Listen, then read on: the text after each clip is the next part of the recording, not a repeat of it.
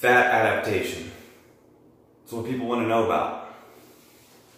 How do you tell if you're fat adapted or not? Or how do you tell if you're getting there? People eat the ketogenic diet with the goal of becoming ketotic, getting fat adapted, and they want to know, am I there yet? Well, there's a few ways to tell that require no money, no meter, no pricking your fingers. Tracking your ketones is expensive. Going and buying a glucometer is cheaper, but that still costs money. Getting blood work done, that can be expensive too. Or to remember is that key point to remember here is that you're always burning fat. Unless you're dead. No. Chill out. Lay down. Down. You're always burning fat. Usually when you're asleep, if you are someone who still eats carbs, or if you are someone who's not quite fat adapted yet, you're always burning fat. What we talk about when we talk about fat adaptation is changing the rate at which you do burn fat. Fat adapted simply means you're deriving most of your energy from fat. You are much more efficient at it, and you do it at a much higher rate, at a higher percentage than the average person who is a sugar burner. One of the best ways to tell whether or not you are fat adapted or getting there is that your cravings for sugar, for grains, for starches, for carbohydrates in general begin to go down. And an interesting thing happens there, and that naturally your craving for fat actually goes up. So you start looking at fatty things like you've never looked at them before. You might see a stick of butter and be like, yeah, I'd take a bite out of that. Whereas before that would have been totally disgusting and irrational and crazy.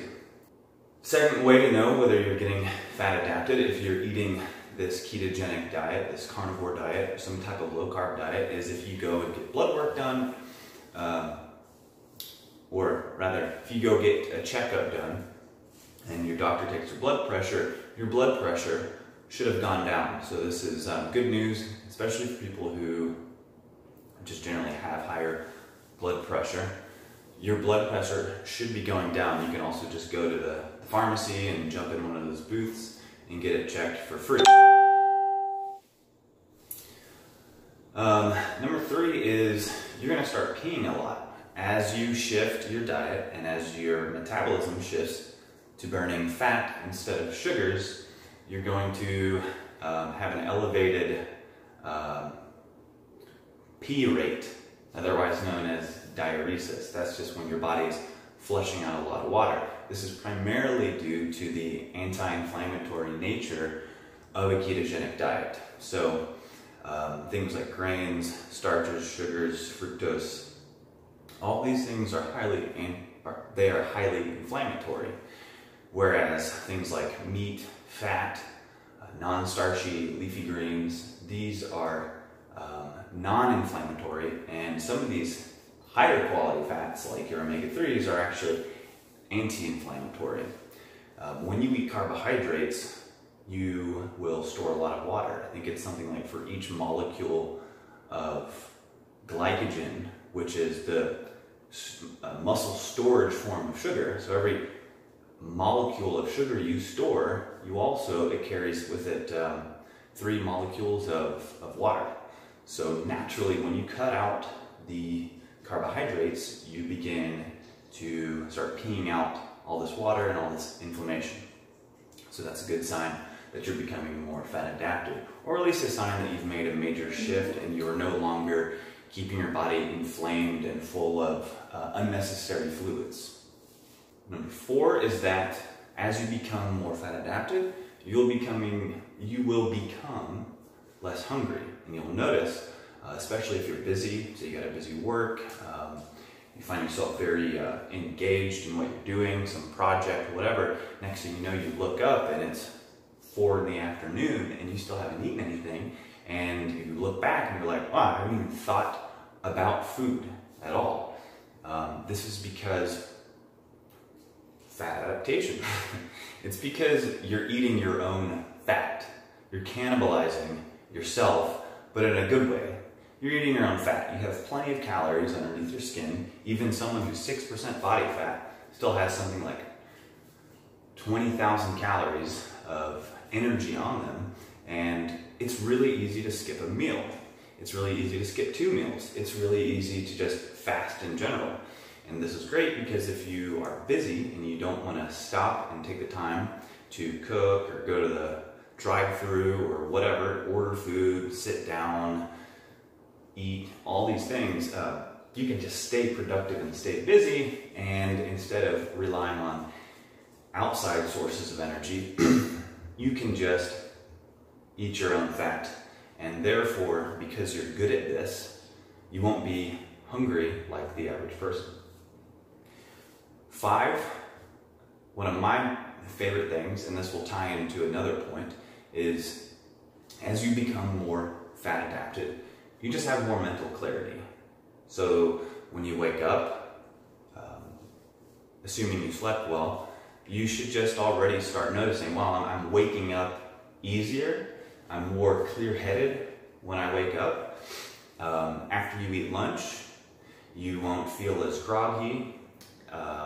You'll feel more clear-headed. You'll feel more clear-headed between meals, and this is primarily due to one of the mechanistic functions we've seen that ketones have in our brain chemistry. There have been brain scans done of people who are deeply in ketosis, and their brains are just, their brain activity is just lit up like a Christmas tree compared to someone on the standard American SAD diet. So again, ketones really help you think better, and your brain loves ketones. So you'll be thinking clearer if you are fat adapted. This goes hand in hand with the mental clarity. Number 6 would just be more consistent energy all day long. So there is no more middle of the day siesta. There's no more need for taking naps. I used to be a big napper. Around 1, 2 o'clock every day, I would feel the need to take a 20-minute power nap. Now I can go all day long. I don't get tired, I don't get foggy, and it's very, very consistent. Before, I thought, well, this is just a part of being an adult who works and has responsibilities. You just get tired in the middle of the day. Not the case anymore. Of course, I have fluctuations in my energy. I'm not a robot, but I have more consistent energy all day long. Again, that just goes back to being what we're talking about, being fat adapted. You're on this constant drip of fat, and therefore you're being supplied consistent, sustainable, long-burning energy. It's like the difference between like a lawnmower engine and a diesel engine. One is just going to burn a lot slower and a lot longer, and it's going to go a lot farther. Whereas the other one's like a bottle rocket. You light the fuse, it shoots off, you've blown your load, and now you gotta go find another one. That made no sense. Last one is my favorite one, and I don't really know what the term for this would be, but I would be happy to call it being fat sensitive. So before I became fat adapted, before I was ketotic, I always read and heard about how certain qualities of fat, like MCT oil and coconut oil, were preferential. And when a nutrient is preferential, it just means that it has a certain structure that your body likes, because it just fits in easier as opposed to other structures. So the structure of MCT oil, or medium chain triglycerides, 15% of which makes up coconut oil, just is so much easier for your body to absorb and get straight into the blood and use as energy. Well, when you're not fat adapted, you can take a couple of tablespoons of your coconut oil or your MCT oil and go throughout your day and virtually be unaffected by it. You don't notice anything and you're kind of thinking, man, I'm just wasting my money eating this really expensive fat. When I noticed that I could be pretty much completely fasted, or maybe I just snacked a little bit, but when I noticed I could have a couple tablespoons of coconut oil midday to break my fast, or some MCT oil in my coffee, and in about 20 minutes, I could just feel my brain just opening up. Mental clarity is at 100%. It seemed like my vision was sharper. My thought processing is faster and clearer. It wasn't like an Adderall, like upper kind of high, but it was more of like an upbeat, positive, open awareness. And that was kind of a light bulb in my head going off a moment. And I was like, okay, this is what they're talking about. When you are so fat adapted that you are so sensitive to the effects of these fast-acting dietary fats, to where you can eat them and then 20 minutes later you feel them. Whereas before, when I was a sugar burner, you are not sensitive to the effects, and you just go on like normal. Now when I take my coconut oil, my MCT oil, I'm lit up. And another thing that's cool about this that goes into, I think, point number 4 of just being less hungry is I'm so sensitive, fat burners are so sensitive to MCT oil and coconut oil, or even just like some butter or any kind of fat. If I'm hungry, I can just eat 1 to 250 calories worth of high quality fats, wait about 10 to 20 minutes, and I'm not hungry anymore. And my energy is just shot up, and I'm good for about 5 hours. So now my days look like wake up, drink my black coffee, walk the dogs, go lift, drink water, drink coffee. Around noon to 1 o'clock, I'll eat about anywhere from 2 to 500 calories, pretty much just fat. Usually on the lower end, so about 200-300 calories of fat. And then I'm good. I go back to the gym, I train with people, I'm there for about 3 to 4 hours, and then I actually eat a full meal around 7 or 8 o'clock. And I would not be able to function like this and lift and attend to everything and answer emails and write training programs and do everything that I have to do.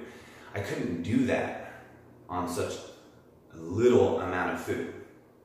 So I hope that helps and gives you some ideas. If you want to get into testing your blood ketones, that's another way of knowing whether or not you're fat adapted, because if you're producing ketones, you're definitely fat adapted, and maybe I can do a video on that. Or a cheaper way would be checking your blood glucose, getting a glucometer, the ones that diabetics use to check the insulin effect that their food has on their diet. That's a good way to check. But yeah, thanks for the questions. I'll be getting back to the next question. It'll probably be, someone asked me,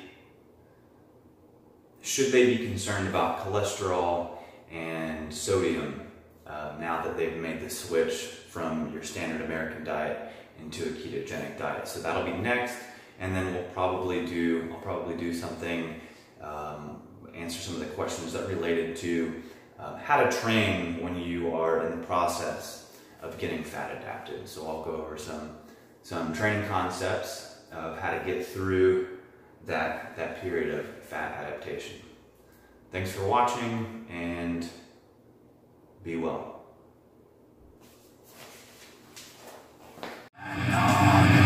I'm